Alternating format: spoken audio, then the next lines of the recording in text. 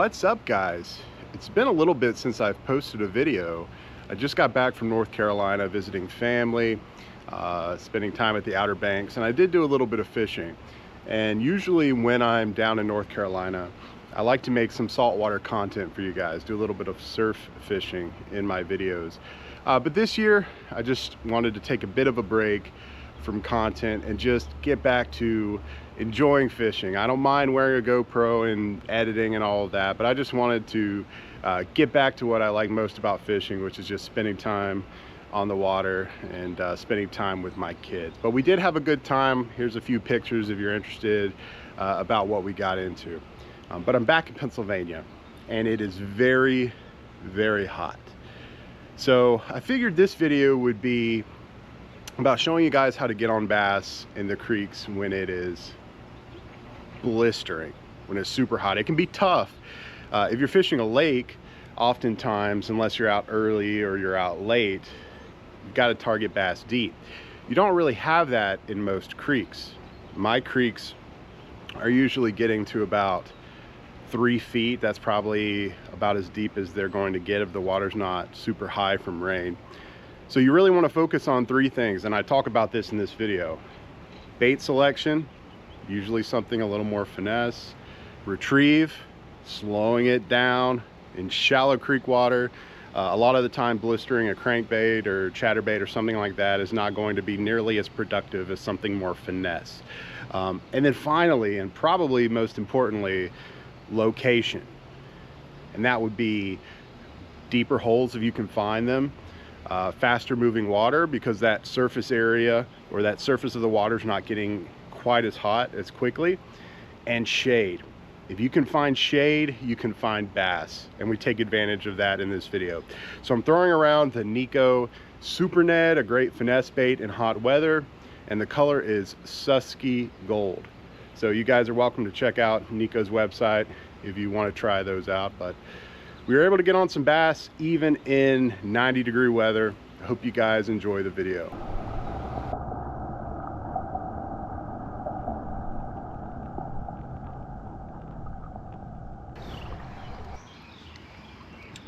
So guys, this is pretty much the worst time of the day and some of the worst conditions you can fish.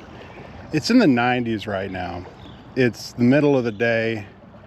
This is a time when bass are really slow.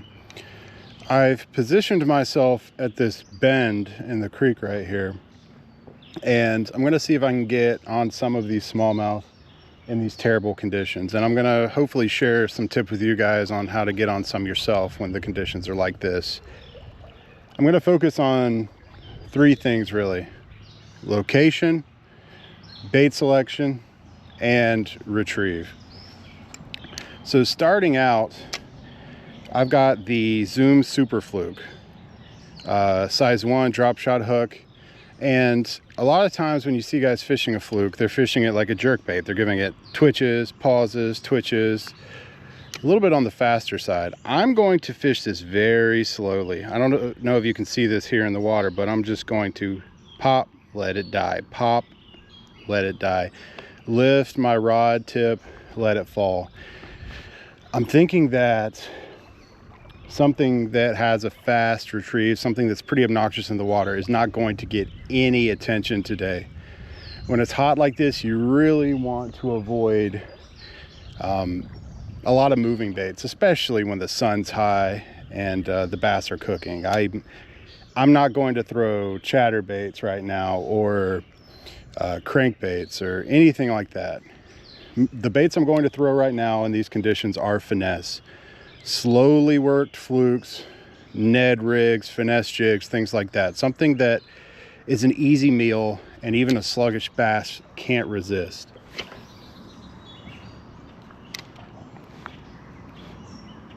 Lift my rod tip, kill it. Lift my rod tip. I'm not fishing this like a jerk bait at all. Letting it float with the current for a while, lifting my rod tip. This is the action of an injured minnow, but very sluggish. If I were to work this too fast, it's going to spook these sluggish bass. So when it comes to location, guys, if you're fishing a lake or something like that, when it's a really hot day, you have a better bet catching fish if you target them deep. Bass, when it's super hot and when it's super cold, they like to go deep. When you're fishing a creek like this, you don't really have very deep water. These bass are kind of limited in where they can go. So if you can find some deeper holes, like we have in front of us, that's a good location to try. Faster moving water is good because there's a spot I like to fish upstream a little bit, but it's very wide and slow. The surface of that water is going to heat up a lot faster than the moving water. So the fish are going to feel the heat a lot more in that really slow water. You're looking for eddies, spots where the current is broken and it starts to swirl, and obviously shade. In the heat of the day, if you can find some shady pockets, that can make a world of difference if you're trying to get on some slow bass. So guys, unfortunately my GoPro overheated because it was so hot out. So I need to do a little bit of voiceover here. I switch up from the fluke to the Nikko Super Ned in Susky Gold. This is a great bait for the hot weather, finesse presentations, and Susky Gold is a great color, really natural.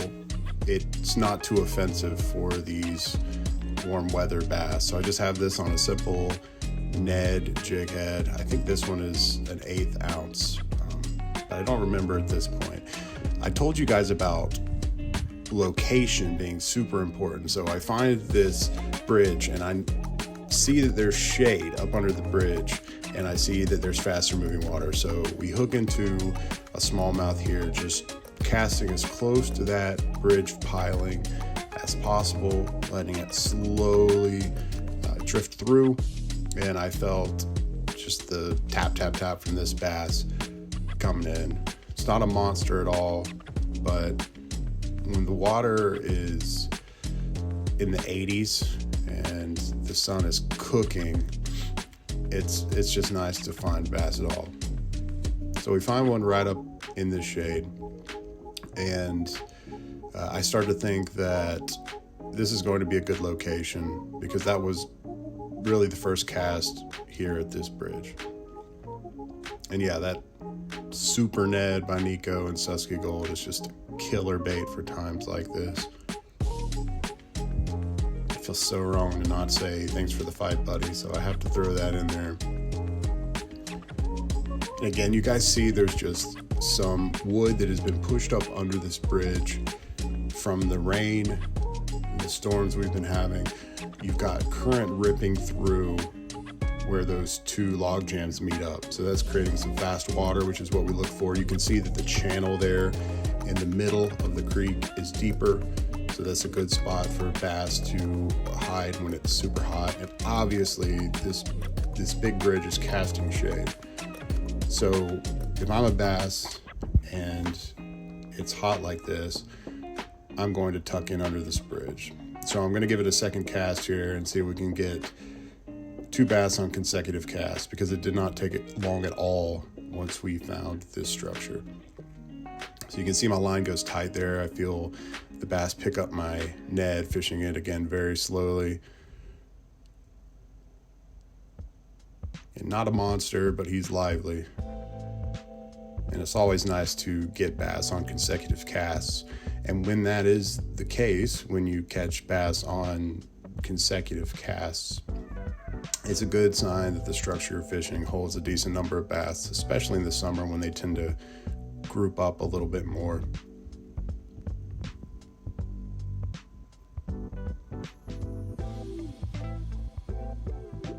Again, that Susky Gold color is just killer, not offensive, very natural. And the Super Ned is nice for a lot of reasons. There you go. Thanks for the fight, buddy. The Super Ned's nice from Nikko because unlike a lot of other Ned baits, it's a little chunkier. it can really mimic a lot that they're feeding on. Obviously worms after rain and crawls, really everything. But a Ned drifting through a deep hole in some shade is just so attractive to these bass. We hook up immediately again. Again, my guess is that these smallmouth are just stacked up under this bridge trying to get out of the sun. And so far we're not getting on any monsters, but in the summer it really gets tough to find big fish in the creeks, the river too. When I fish summer tournaments, summer boat tournaments in the river, the bags are so much smaller than they are pre-spawn. Those big fat pre-spawn bass just aren't around in the same numbers in the summer. You can still find big bass in the creeks, but just not quite as much. Another beautiful bass, not a tournament winner, but just a gorgeous fish.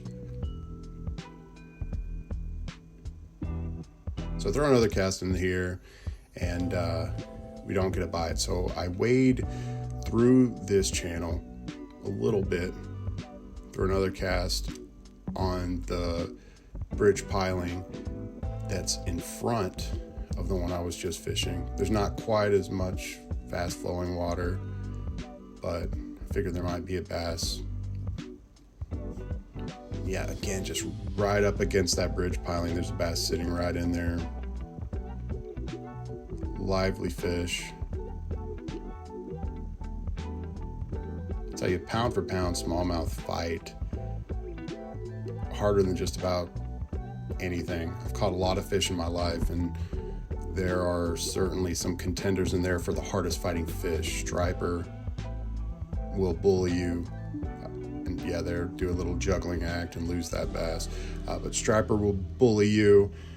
Carp are huge fighters, and I love carp fishing. But smallmouth, man, those guys go crazy. I position to the other side of the bridge and fish the opposite piling for a little bit, and yeah, hook up right there in the current.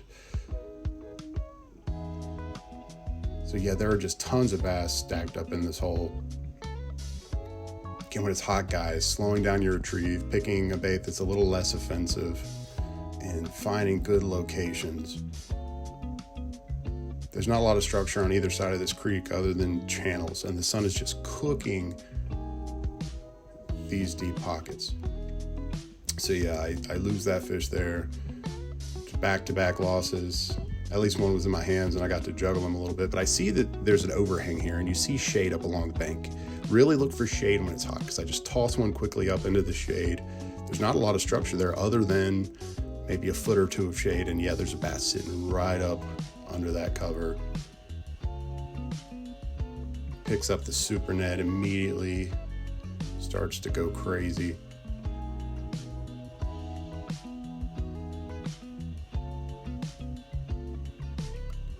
One day I'm going to learn to bring a net. I don't know, I usually take a net when I'm trout fishing. For some reason I don't really take it out for bass, but it can be helpful because they get a little dicey when they get close to you.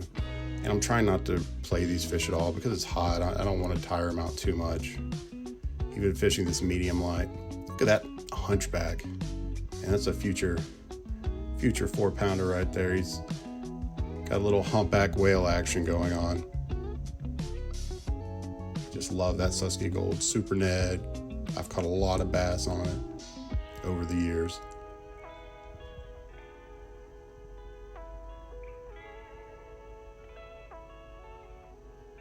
Again, yeah, there's a lot of shade up under that bridge, and I caught a lot of bass up in that hole, but as I moved on and the bite started to slow down under the bridge, I just started to look for these shadows, these overhang trees that are just creating a little bit of shade in there, tossing a few in there to see if there are bass hanging around, and it paid off for us.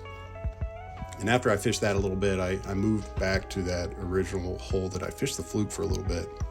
I started with the fluke, but it was just clear to me that the top third of the water column was not going to be the most productive today. These bass were sitting pretty low, so I just go back to that spot really quickly, toss the Super Ned in there a little bit, and see if there are any bass hanging out, and we end up with this guy.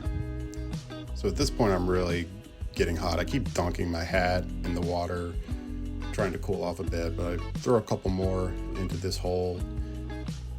It's a slow day. Again, I only had an hour to fish, but I figured I'd try to get on a few, and we pick up another one in this hole. There's a rock ledge right there, and this guy picks it up as it drifts by.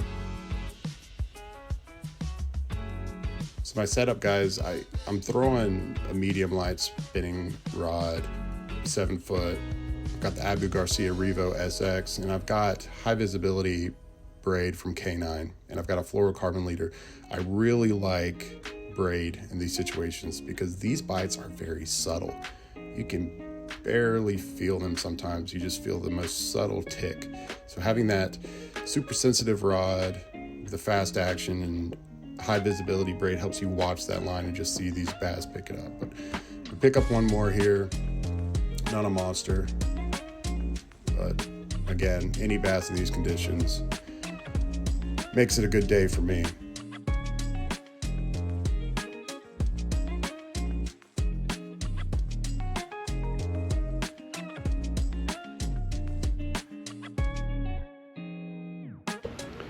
Well, that's going to do it for me, guys. We were able to get on some bass even in the heat. We didn't get on any monsters, but that's tough anyway this time of the year. But getting on a bite when it's in the 90s and you're out at noon. I had about an hour to fish. I got out when the sun was pretty high, and I just wanted to feel a smallmouth on my line again. So slow it down. That Susky Gold Super Ned is a great finesse bait when it's hot, and it's a really natural color. I crush bass on Susky Gold, so make sure you go and check that out. And remember, bait selection, retrieve, and location. We really took advantage of shade in this video.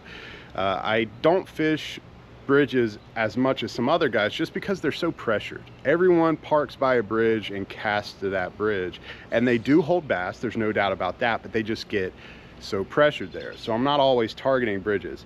But with the sun being so high, I wanted to find shade, and that bridge, those bridge pilings were creating shade and structure for those bass, and we were able to take advantage of it. I'm sorry for those audio issues. My GoPro overheated a few times on this trip because it was so hot, and I lost audio. So I had to do some voiceover in this video. So I apologize for that. I don't normally do that, but hopefully you guys still enjoyed the video and are able to get on some bass in this hot weather. Until next time, Tide Lines.